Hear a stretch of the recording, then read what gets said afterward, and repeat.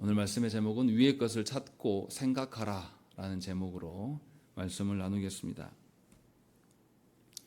바울은 골로새서 1장과 2장에서 골로새 성도들의 정체성이 무엇인지를 가르쳤습니다. 골로새 성도들과 바울은 일면식도 없는 자입니다. 그런데도 바울은 그리스도를 통하여서 우리가 한 몸 되었기 때문에 서로를 매우 귀히 여길 수 있는 것이며, 또 그래서 시공간을 초월하여서 우리는 하나 될 수 있다라는 것을 가르쳤어요. 그래서 자기가 속한 상황 속의 교회가 아니라 시공간을 초월한 그리스도의 몸으로서의 교회임을 분명히 밝혀줬습니다. 그래서 이제 하나님께 부름을 받은 성도는 그리스도를 통하여서 하나님의 창조와 섭리와 구속의 은혜를 누리며 살아가는 자가 되었습니다. 그리스도께서 걸어가신 그 고난의 길을 우리의 길로 알고 고난이지만 기꺼이 따를 수 있는 것이 그리스도 안에 있음을 이들이 발견하는 것이죠. 그래서 그리스도 안에서 발견된 소망이 세상 어떠한 가치보다 가장 크고 놀라운 것임을 인정하게 되는 것이고, 그래서 그 가치로 인하여서 이 땅에서의 주는 고난들을 충분히 이겨낼 수 있는 것을 바울은 가르쳤습니다. 왜냐하면 그리스도께서 부어주시는 그 부요함이, 그 풍성함이 세상 어떤 곳에서도 찾을 수 없는 것이기 때문에 세상의 것들로 인하여서 혼란을 느낄 필요가 전혀 없다. 세상의 거짓된 것에서 분별함이 없는 것이 더 이상한 것이다 라고 분명하게 거짓 교사들을 마주하고 있는 골로새 성도들에게 합당한 것을 가르쳐 왔습니다. 이제 바울은 3장부터 본격적으로 그러면 그리스도로 말미암아 살아가는 것이 도대체 무엇인가, 그리스도를 근거로 살아가는 삶의 방식이 무엇인가를 이제 아주 하나하나 조목조목 적용하면서 말씀을 시작합니다. 그것이 오늘 본문의 시작이에요. 그러니까 앞에 말씀과 3장부터의 말씀은 완전히 분위기가 달라요. 앞에 말씀은 원론적인 이야기, 신학적인 이야기가 가꿨다면 3장부터는 이제 실제적인 이야기, 그리스도 안에서 살고 싶은데 우리가 왜 잘 살아지지 않는가, 왜 그리스도 안에서 살아가는 것이 이토록 힘든가를 오늘 본문을 보면 확실히 알 수 있습니다. 또한 그러함에도 불구하고 그리스도 안에서 살 수 있는 길이 너무나 명확한 것을 오늘 본문에 확실히 드러내 보여주고 있습니다.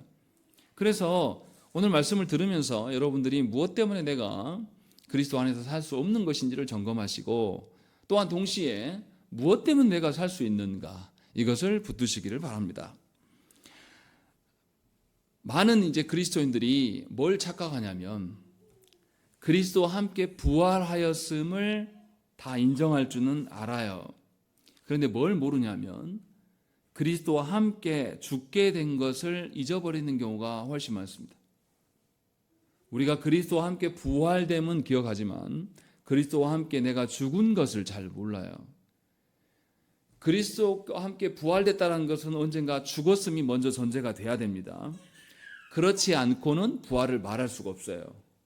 그래서 분명하게 1절에서 바울이 뭐라 그러냐면 그러므로 너희가 그리스도와 함께 다시 살리심을 받았다라고 되어 있습니다. 그리스도와 함께 다시 살리심을 받았다라는 것은 반드시 죽음이 있었다라는 거죠.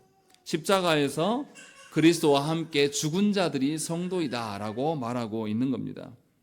그래서 바울은 이 앞전에 이미 3장을 말하기 전에 2장 12절 말씀에 그것을 고백하고 있습니다. 우리 함께 읽겠습니다. 시작.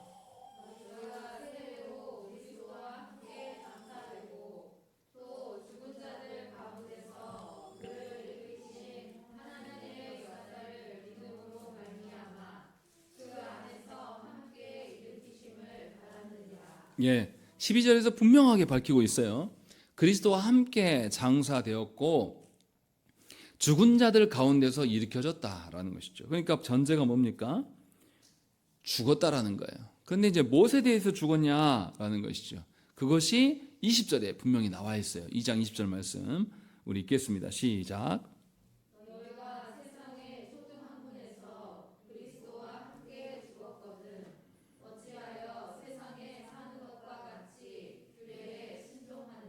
예, 분명히 바울이 다 알려주고 있어요.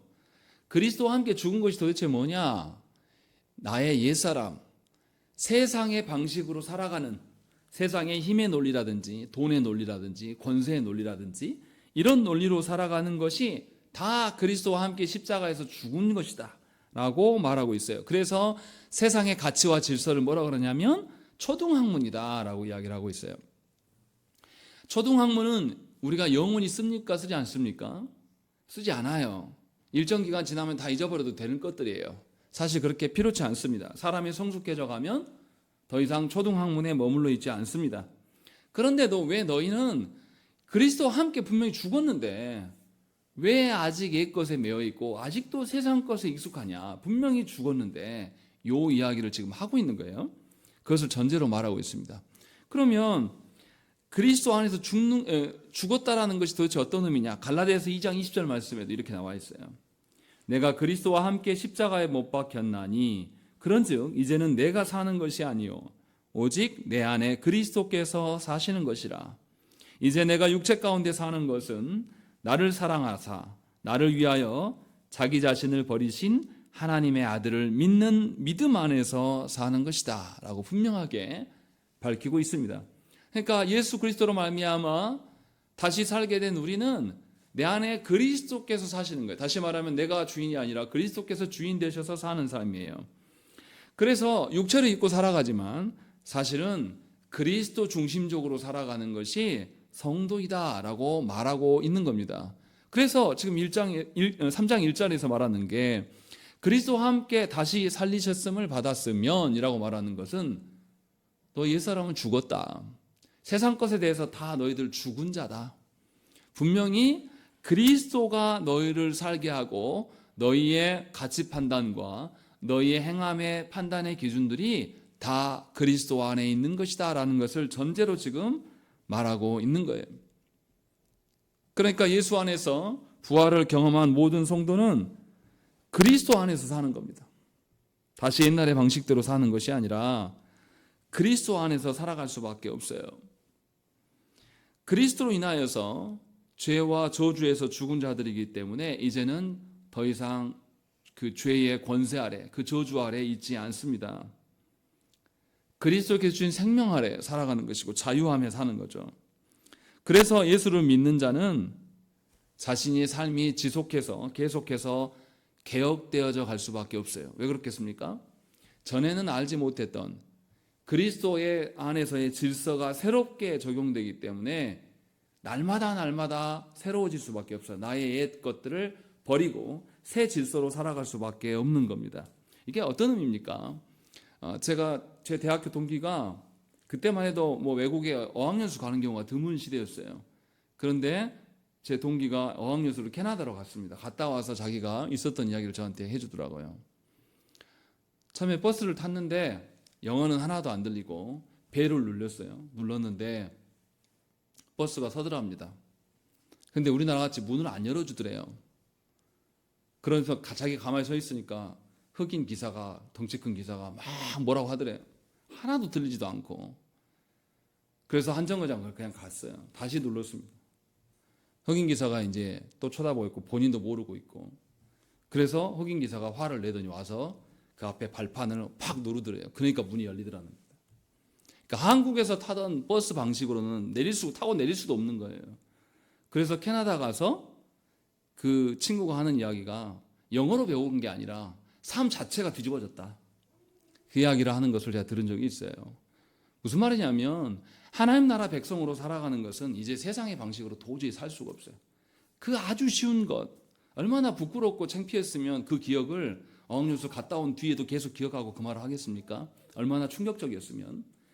그리스도로 살아가는 삶은 이렇게 계속 개혁되어지는 삶이 될 수밖에 없어요. 그리스도의 질서를 알아가기 때문에 그리스도 안에서 하늘의 질서를 알기 때문에 세상의 질서와 너무 다르다는 것을 알기 때문에 이것을 날마다 개혁되어져 가는 것, 그래서 그 하나님 나라에 젖어가는 것, 그것이 그리스도로 살아가는 삶이다라고 지금 말씀하고 있는 거예요. 그래서 사도 바울이 뭐라고 합니까? 1절에 그러므로 너희가 그리스도와 함께 다시 살리심을 받았으면 뭐하라고요? 위의 것을 찾으라라고 이야기하고 있는 겁니다. 다시 세상의 것으로 돌아갈 수 없다라는 거예요. 왜냐하면 하나님 나라로 살기 때문에. 캐나다에 갔으면 캐나다의 것을 찾아야지 한국 방식으로 왜 기사한테 문 안 열어주냐 아무리 자기가 호소를 해도 통하지 않는다라는 거예요. 승객이 내리면 알아서 발판을 누르고 문 자기가 열고 내리는 거예요. 그렇게 가야 된다는 것이죠. 그러니까 하늘의 백성으로 살아가기 때문에 하늘의 관점으로 살라. 하늘의 관점으로 찾는 것이 너무나 당연한 거예요. 우리가 주님 만나기 전에 세상의 방식으로 세상에서 사람들 위해 군림하는 것, 사람들 앞에서 유명해지는 것, 아니면 힘을 얻게 되는 것, 아니면 돈이 나의 주인인 것처럼 이런 방식으로는 살아갈 수가 없다라고 분명히 바울은 이야기를 하고 있어요. 그러니 다시 과거로 회귀할 수 없는 것이고 그리스도인이 되었다라는 것은 돌이킬 수 없는 길임을 분명하게 밝히고 있는 것입니다. 그래서 바울은 1절에서 위의 것을 찾으라라고 이야기를 하고 있어요. 그냥 이야기가 아니라 찾으라라고 하면서 명령하고 있어요. 이 말이 어떤 의미입니까? 위의 것을 찾으라는 것은 뭘 찾지 말라는 것입니까? 땅의 것을 더 이상 구하지 말라라는 것이에요. 그래서 2절에 뭐라고 되어 있습니까? 2절 말씀을 읽겠습니다. 시작. 예, 여기서 더 발전되어 있어요. 1절에서는 위의 것을 찾으라고 했어요. 찾았으면 이제 어떻게 해야 됩니까? 그 질서를 가지고 내가 곰곰이 생각해보며 그 질서를 살아보라는 거예요. 그래서 생각하라고 이야기를 해요. 그러면서 동시에 뭐합니까? 땅의 것을 생각지도 말라. 땅의 것을 찾지도 말고 생각지도 말 것들을 이야기를 하고 있어요. 그러면 구체적으로 하늘의 것, 위의 것을 찾는다는 게 도대체 무슨 의미일까요? 이것을 이제 우리가 알아야 되겠죠. 우리는 옛 질서에 대해서 이미 죽은 자입니다. 그러니까 이 세상의 방식 앞에서는 우리는 죽어있는 자이기 때문에 이 세상의 방식에서는 무기력한 자예요. 그리스도로 인하여서 부활했기 때문에 이제 하늘의 삶을 따라서 생각하고 고민해야 됩니다. 그리스도인들의 고민이 여전히 세상거리, 사람의 육적인 관계로 인하여서 고민하고 있다면 여러분들은 땅의 것을 아직도 찾고 있고 그리스도의 부활을 무시하는 그런 자로 살아가는 것이다라고 말하고 있는 거예요.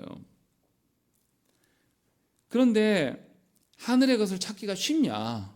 하늘의 것을 구하기가 정말로 쉬운 것이냐라는 것이죠.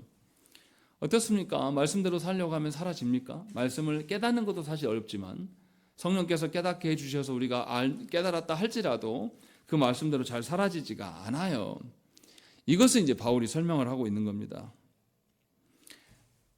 영원한 생명, 하늘의 그 질서와 하늘의 그 영원한 영광, 이런 것들이 이 땅에서 살아가는 우리들에게 완벽하게 임합니까? 임하지 않습니까? 완벽하게 임하지 않아요. 부분적으로밖에 임하지 않는다라는 것입니다. 분명히 예수 그리스도께서 다시 오실 때에 우리는 최종적으로 하늘의 질서와 하늘의 삶의 방식을 완벽하게 보게 되고 경험하게 될 것이에요. 그래서 이것이 확실하게 장래에 예수께서 다시 오실 때에 완전히 이루어질 일이지만 지금은 어떤 상태냐면 하늘의 질서를 성령께서 깨닫게 하셔서 부분적으로만 아주 한계적으로만 알게 하시고 소망하게 하신다는 것이죠. 이래서 우리가 하늘의 질서대로 살기가 상당히 어렵습니다. 확연하게 드러나는 것이 아니에요. 그렇다고 해서 우리가 하늘의 질서를 전혀 모르는 것이냐? 그것도 아니라는 거죠. 하늘의 질서를 이 땅에서 사는 동안에 일시적이긴 하지만 왜 일시적이냐면 우리는 여전히 죄에 매여 있어요. 죄에 의해서 넘어지고 그래서 하늘의 질서가 보였다가도 감추어지기도 하고 어쩔 때는 보긴 보았는데 우리의 의지의 박약함으로 인하여서 실행하지 못할 때도 있고 그래서 하늘의 질서가 이 땅에서 살아가는 그리스도인들에게는 굉장히 부분적으로 부족하고 불충분한 태로 살아가는 경우가 훨씬 많습니다. 그래서 우리가 이 땅에 살아가는 과거의 옛 본성, 내 자아가 있고 그리스도께서 보여주시는 길이 항상 헷갈리는 거예요. 여기서 우리가 기억해야 될 게 뭡니까? 부분적으로 보이기 때문에 우리는 어떻게 하라는 것이죠? 하늘의 것을 찾고 생각하는 일에 훨씬 더 몰두하라는 거예요. 바울의 말은. 우리 입장에서 생각할 때 불평하는 식으로 말하는 분들이 많아요. 대부분의 성도들은 이것을 어떻게 생각하냐면 하나님이 하늘의 가치를 좀 확실하게 보여주지 너무 적게 보여줘서 내가 못한다라고 핑계를 누구한테 돌립니까? 하나님께 돌리는 경우가 일반적이에요. 그러나 바울은 그 말을 하고 있는 게 아니에요. 여전히 죄에 우리에 매여 있고 여전히 이 땅에서 살고 있는데 놀라운 것은 하늘 아버지께서는 우리에게 귀한 것을 주시기 위하여서 이 땅에 살고 있는 우리가 아무런 수고를 하지 않았음에도 불구하고 삼위 하나님께서 구원의 일들을 행하심으로 이 땅에 있지만 벌써 하늘의 질서를 우리에게 맛보게 하시고 알게 하시는 거예요. 그러면 하나님의 입장에서 이것을 은혜로 받는 사람이면 어떻게 하겠습니까? 하늘의 것들을 더 찾고 생각하고 그것을 나의 것으로 만들기 위해서 더 힘쓸 거예요. 왜냐하면 그것이 참다운 질서이고 은혜이기 때문에. 하나님이 이 처참한 세상에 내가 나의 모든 생각과 나의 모든 마음을 이 세상에다 묻어두고 살지 않도록 하시기 위해서 이것을 주셨기 때문에 이 일에 더욱더 열심히 일하는 거죠. 다시 말하면 무엇입니까? 하늘의 질서대로 살아가는 것은 가만히 있는다고 되는 게 아니에요. 자동적으로 되는 게 절대 아니라는 것이죠. 그런데 너무나 안타깝게도 대부분의 성도들은 성화의 삶을 힘쓰지 않아요. 1차적으로 하나님 말씀을 통해서 하늘의 질서를 알고자 하는 마음이 없습니다. 두 번째는 그 일을 알다 하더라도 그렇게 실제로 사는 일에 굉장히 취약해요. 왜요? 구원에 대해서 심각한 오류를 갖고 있기 때문에. 하나님이 그냥 해주시면 나는 할 거 하나도 없고 그냥 가만히 있으면 되는 것처럼 생각하는 분들이 굉장히 많아요. 그런데 바울은 그렇게 말하지 않는다라는 것이죠. 우리에게 명령하고 있어요. 위의 것을 찾고 생각하라고 명령하고 있어요. 왜 그러냐? 3절의 이유를 밝히는 거죠. 3절 말씀을 읽겠습니다. 시작.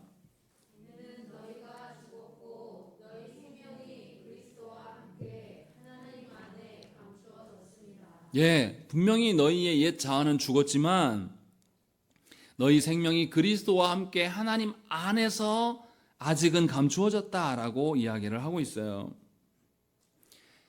대부분의 많은 성도들이 하나님 나라의 질서와 그 가치를 존중을 해요.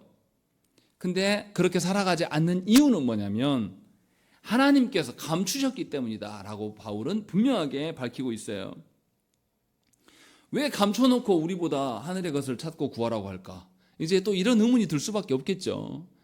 왜 하나님이 그냥 열어주시지 왜 감춰놓고 우리가 그것을 생각하라고 하는 것이냐라는 거죠. 예수께서 비유를 들어서 말씀하셨어요. 마태복음 13장 44절 말씀에 천국은 마치 밭에 감추인 보화와 같으니 사람이 이를 발견한 후 숨겨두고 기뻐하며 돌아가서 자기의 소유를 다 팔아 그 밭을 사느니라 라고 말씀하고 있어요. 무슨 말입니까? 예수님께서 천국을 비유로 설명하실 때 이렇게 말씀하신 거예요. 천국은 보화가 숨겨진 밭과 같다. 그 가치를 알아본 사람은 자기가 기존에 갖고 있는 재산 필요 있다 없다 싹 팔아치워도 괜찮아요. 아쉽지 않아요. 왜요? 그 밭을 사고 싶어서 그것이 자신의 것이 되고 싶기 때문에 그 가치를 안다라면 자신이 기존에 갖고 있었던 모든 재산을 싹 팔아치워서라도 이것을 살려고 몸쓰고 있을 수밖에 없다라고 주님이 말씀하시는 거예요. 오늘 본문의 말씀도 동일한 논리로 적용해서 생각을 해야 됩니다. 신자는 새 생명을 받았습니다. 그런데 그 생명이 눈에 보이고 손에 잡히는 그런 것이 아니에요. 우리는 세상에서 살 때에 늘 눈에 보여지는 것을 근거로 살아온 자들입니다. 그래서 눈에 보이지 않고 손에 잡히지 않으면 우리는 믿지 않아요. 그런데 하늘 아버지께서 우리에게 주신 생명은 그 진리는 우리 눈에 보이지 않고 잡히지 않아요. 그래서 우리 안에 확신이 없는 것이고 시험에 들기도 하고 하나님을 오해하기까지도 합니다. 그래서 바울은 그렇기 때문에 더더욱 뭐 하라는 것이죠? 위의 것을 찾고 생각하라는 것이죠.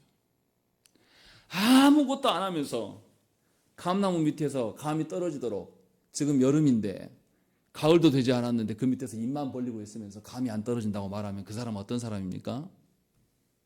악하고 게으른 종이죠. 그것은 미련한 겁니다. 그러면서 계속 감히 나를 무시한다라고 말하는 것은 멍청한 사람이에요. 예수 믿는 자들 중에 이렇게 생각하는 분들이 너무나 많다라는 것이죠. 하늘의 보화의 가치를 알면 가만히 있을 수가 없어요. 하늘의 그 가치를 우리가 정말로 안다라면 어떻게 열심을 내지 않을 수 있습니까? 물론 우리의 열심으로 되는 것은 아니지만 하나님께서 명하신 것들을 왜 존중하지 않겠습니까?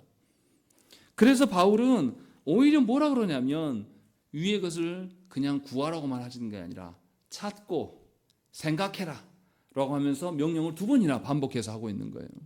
그만큼 뭐 하라는 거죠? 하늘의 것에 너희가 가치 있는 것임을 깨닫고 거기에 몰두하라는 거예요.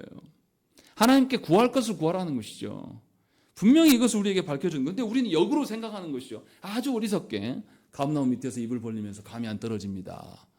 이것은 하나님이 안 준 거예요 라고 말해서 이렇게 밀어낼 수가 있냐 말이죠. 바울이 분명히 이것을 우리에게 이야기를 하고 있어요. 이것을 다시 말하면 하나님께서 신자의 삶에 늘 확신 있게만 하시는 것이냐? 그렇지 않다라는 거예요. 하늘의 생명을 그리스도와 함께 하나님 안에서 감추어 놨어요. 그러면 우리 삶에는 늘 확실히 있겠습니까? 우리 삶에 늘 뭐가 있겠습니까? 불확실만 있는 거죠. 하나님께서 불확실성을 우리 가운데 아직 남겨놓으셨다라는 거예요. 그래서 분명히 3절에서도 그리스도로 인하여 주어진 생명이 그리스도와 함께 생명만이 아니라 그리스도까지도 하나님 안에서 감추어진 것이다. 숨겨진 것이다 말씀하고 있어요. 그럼 이제 우리가 알아야 돼요. 하나님 뭐 때문에 감춰놨냐?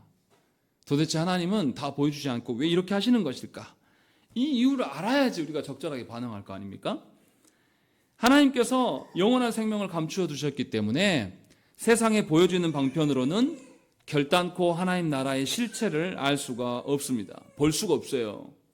그렇기 때문에 하나님께서는 하나님 나라의 실체를 보게 하시기 위해서는 세상의 방식으로 할 수 없음을 우리에게 알려주는 겁니다. 그래서 하늘의 생명과 영광은 세상의 논리로 받아들일 수가 없는 거라고 말씀하시는 거예요.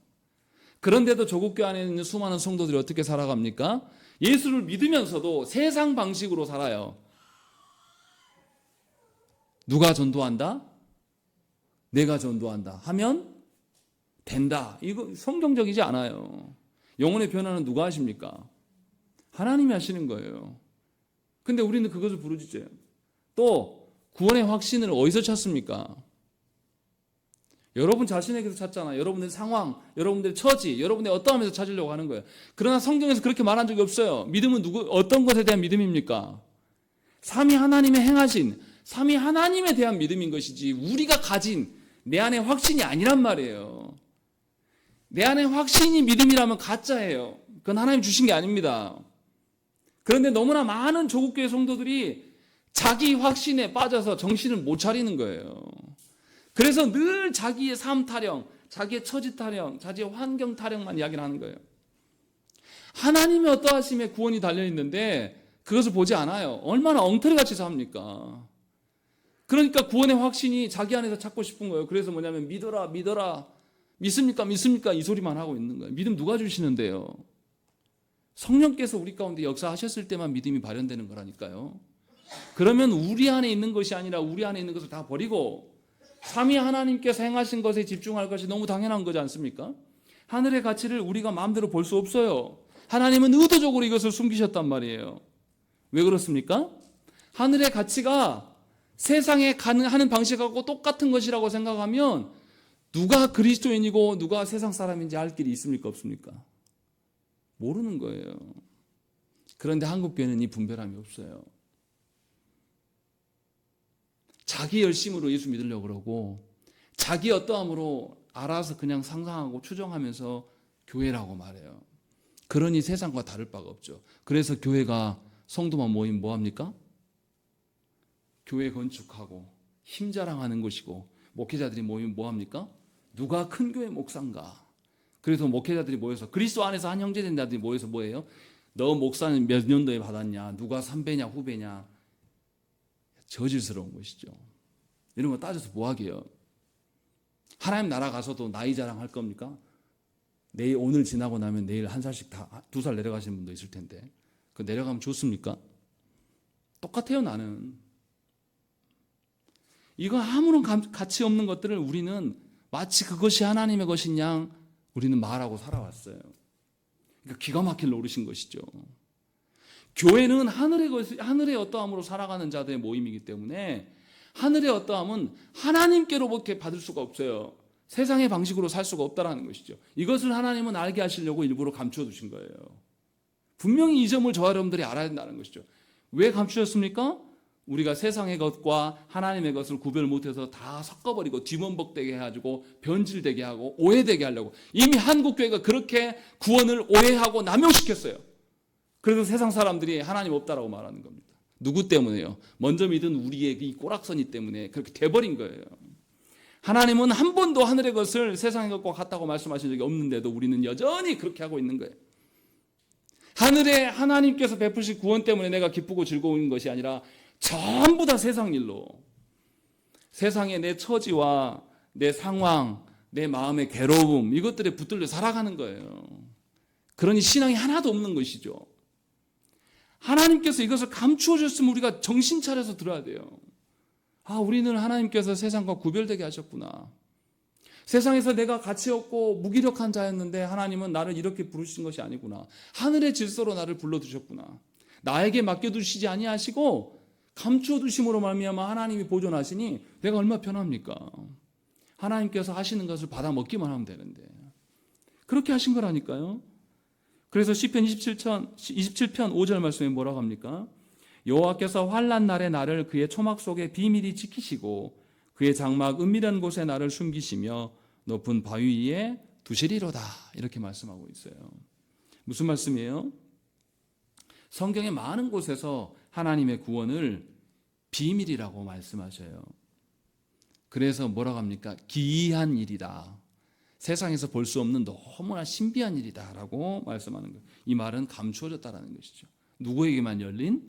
하나님의 택한 언약 백성들에게만 열려져 있는, 세상에게는 전혀 알 수 없는 하나님의 은밀한 장막 안에서 지키고 보호하셔서 우리가 세상 사람들이 도저히 볼 수 없는, 우리만 볼 수 있게 하는 그 방식으로 우리를 부르신 거예요. 그래서 하나님 나라와 가치가 결코 세상의 방식대로 보여지고 다뤄지지 않는다라는 것이요. 사람의 노력이나 사람의 열심으로 인하여서 발견되는 것이면 그리스도인이나 세상이나 구별될 수가 없어요. 똑같은 게 살아갈 것입니다. 그래서 계시의 종교라고 말하면서 기독교는 타 종교와 다르다라고 말하는 거예요. 타 종교는 어떤 종교든지 간에 다른 종교들은 사람의 노력으로 모든 것이 된다고 생각을 합니다.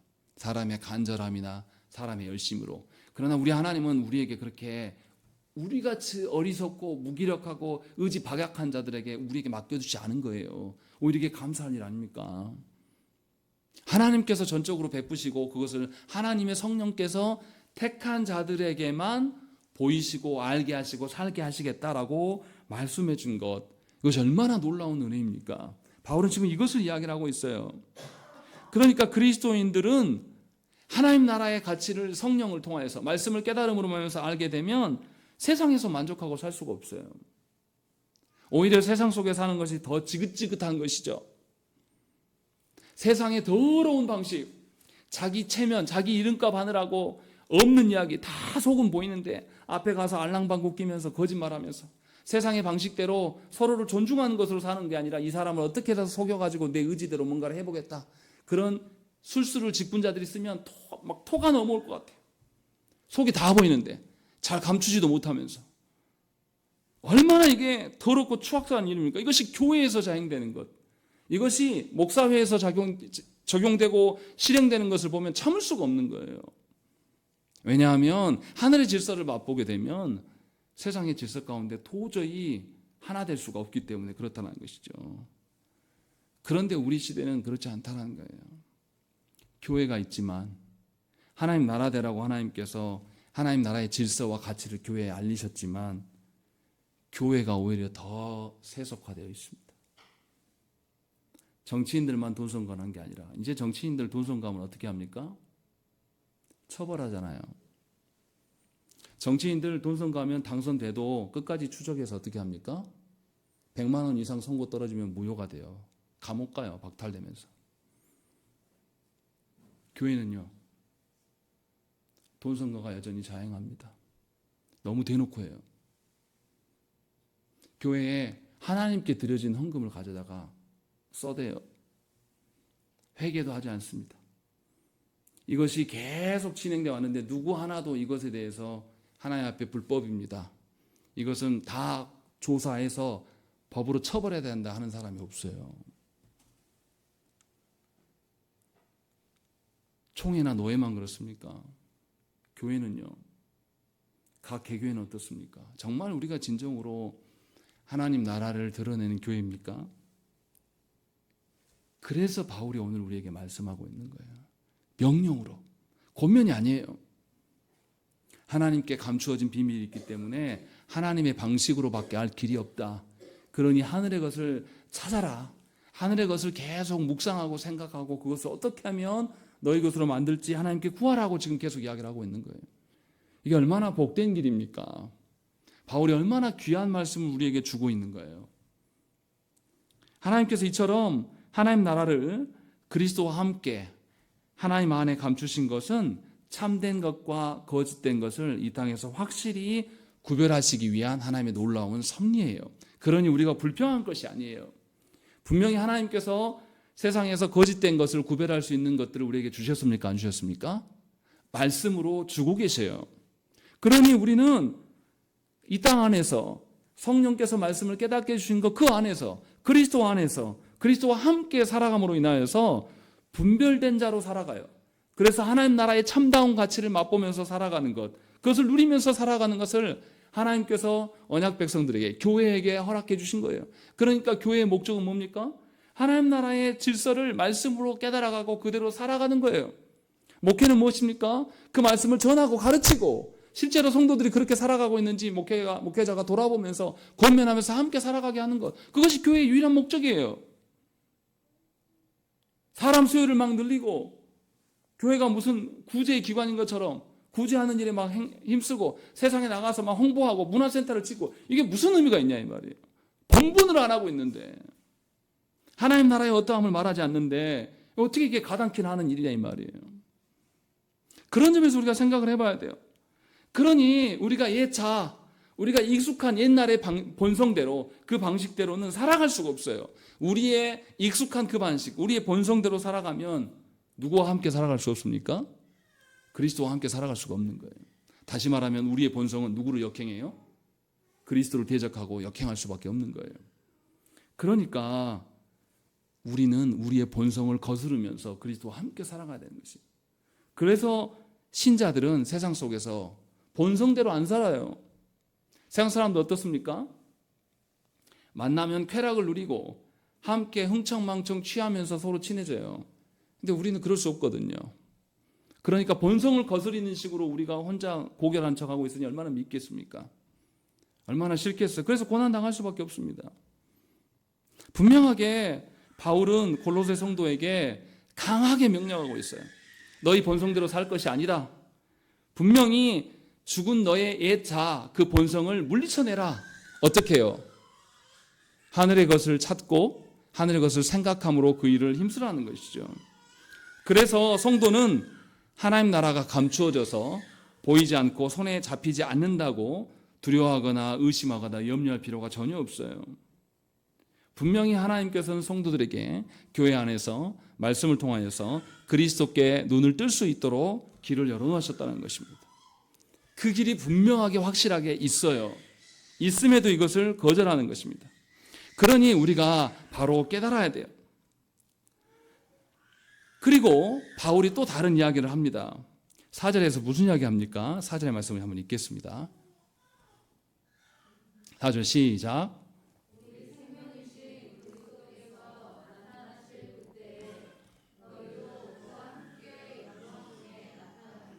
예, 분명하게 무슨 이야기를 합니까?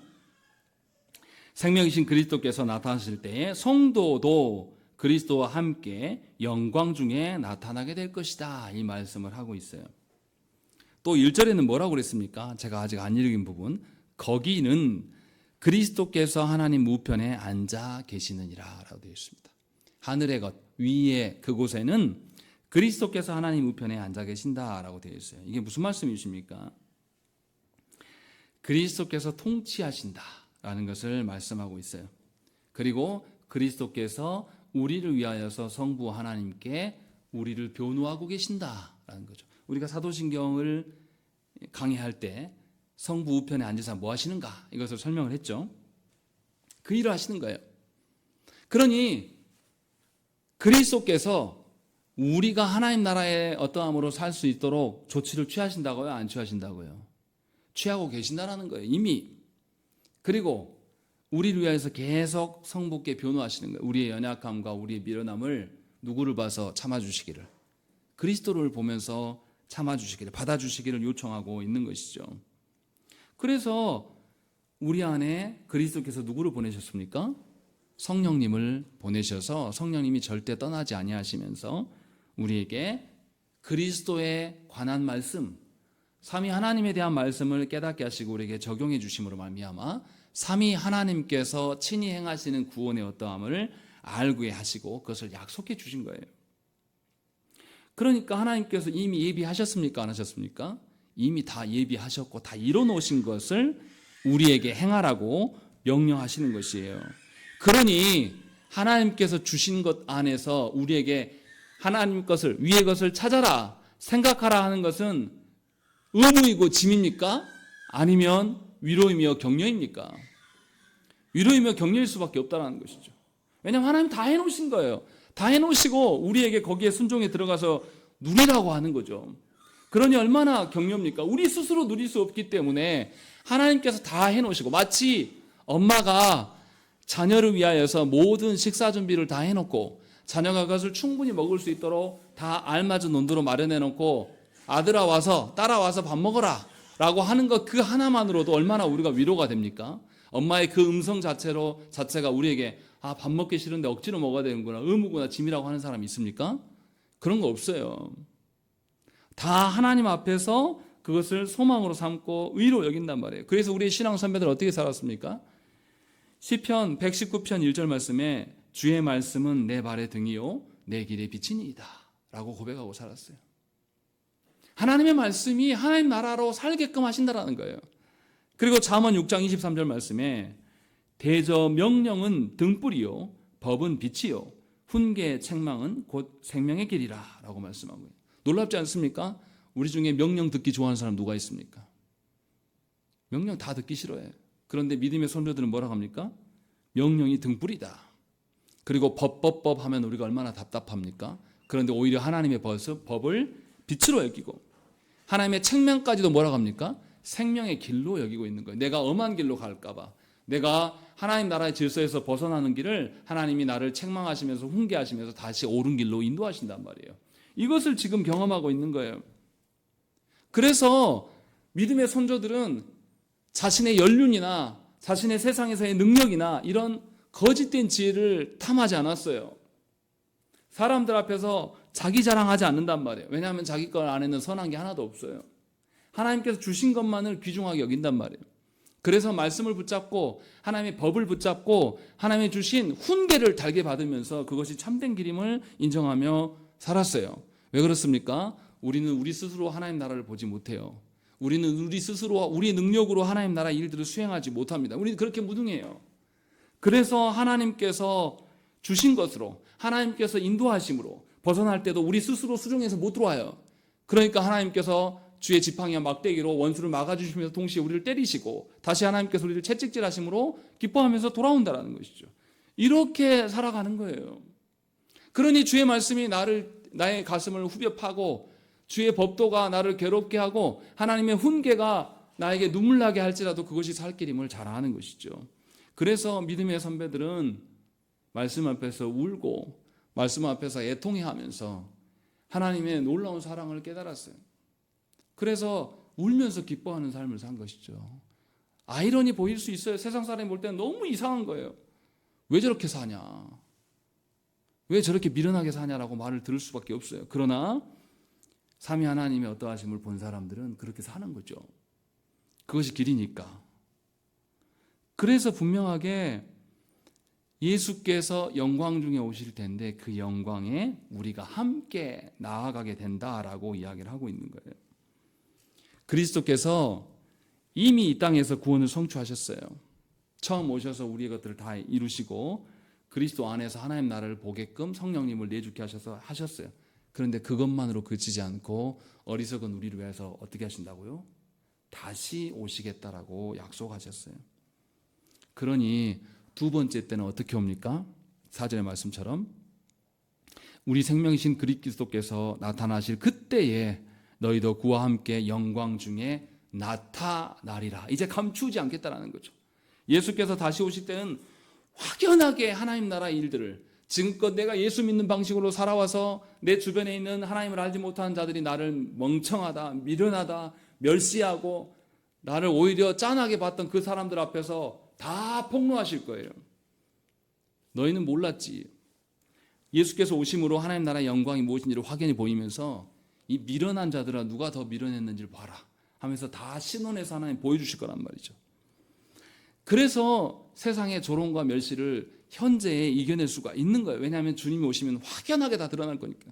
그러니까 지금 나를 변호하지 않아도 돼요. 지금 내 체면에 그거 떨어져도 괜찮아요. 내 이름값 좀 먹칠당해도 아무렇지도 않아요. 예수께서 오실 때 확연하게 다 드러날 것이기 때문에. 그런데 지금부터 본인이 설레발치는 것은 주님을 따르는 자가 아니에요. 사람들 앞에서 인정받고 싶어서 어쩔 줄 몰라하는 것은 그리스도께서 오게 돼서 선명하게 드러날 것들을 기대하지 않는 자가 하는 행동이에요. 그래서 자기를 드러내려고 하는 것이죠. 그래서 지금 사람들 앞에서 자기를 입증해야 되지 않고는 견딜 수가 없는 거예요. 그런 사람들이 교회 안에 너무나 많은 것이 참으로 안타까운 이야기예요. 바울은 분명하게 우리에게 우리의 모든 것이 다 확연히 드러날 때가 있다. 이 일을 위하여서 예수께서 다시 오셔서 이를 다 시행하실 것이다 라고 말씀하고 계신단 말이에요. 그러니 우리가 위의 것을 찾고 생각하면서 그것대로 살 길에 바쁘고 그것에 매진하는 것이 당연한 일이 아니겠습니까? 바울은 이렇게 놀라운 것들을 우리에게 권면의 말씀을 주고 있는 거예요. 아니죠. 명령이죠. 명령으로 주고 있는 것이죠. 그렇게 살 길이니까.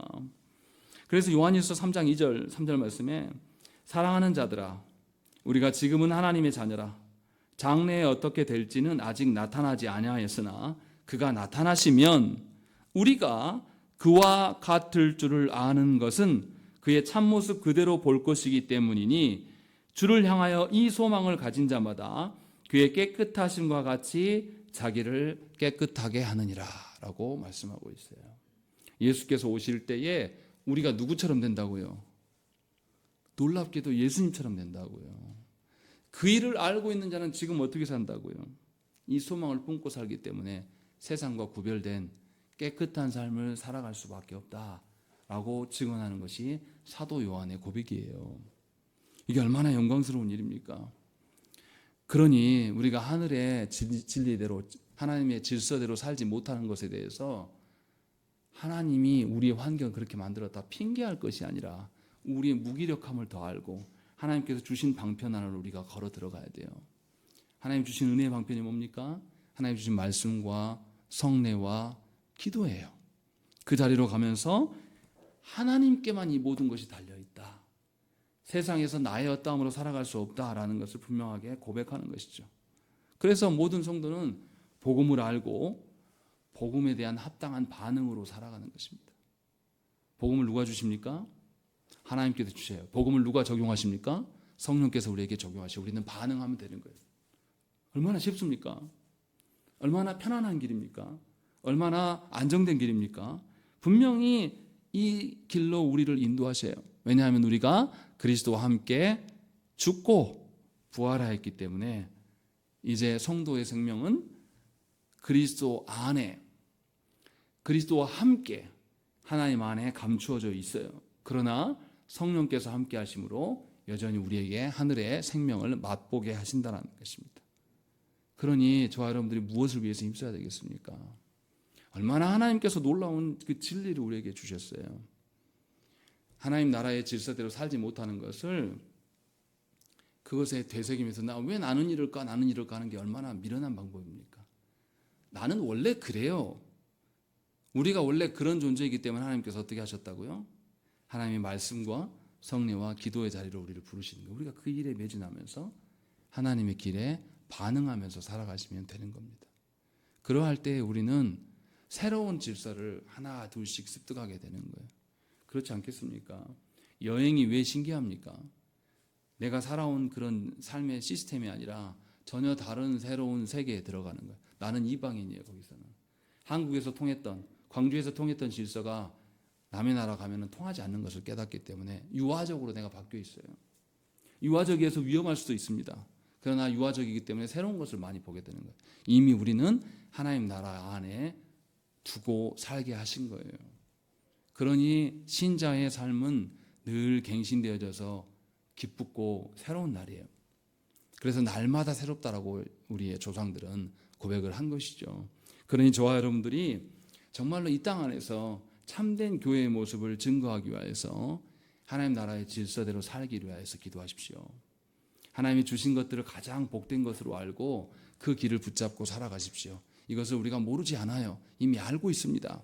하나님께서 놀랍도록 하늘의 것들을 감춰두시고 우리를 부르신 것이 얼마나 복된 길인가를 자세히 아시고 그 하나님께 감사하면서 하나님의 길로 인하여서 찬양하는 여러분의 인생 되어지기를 간절히 축원합니다. 함께 기도하겠습니다.